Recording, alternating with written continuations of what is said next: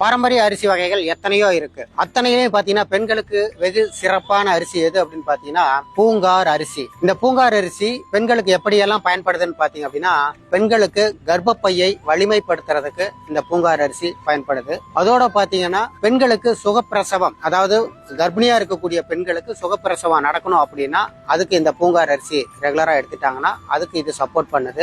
Haemoglobin அளவு குறைவா இருக்கு அப்படின்னா அதுக்கு இந்த பூங்கார் அரிசி சப்போர்ட் பண்ணுது. அது இல்லாமல் பாத்தீங்க அப்படின்னா எலும்புகளின் வலிமைக்கு இந்த பூங்கார் அரிசி பயன்படுது. இது மாதிரி அநேக வகைகளில் இந்த பூங்கார் அரிசி பெண்களுக்காகவே நம் முன்னோர்கள், நம்ம தாத்தா பாட்டி எல்லாருமே பரிந்துரை செய்தது.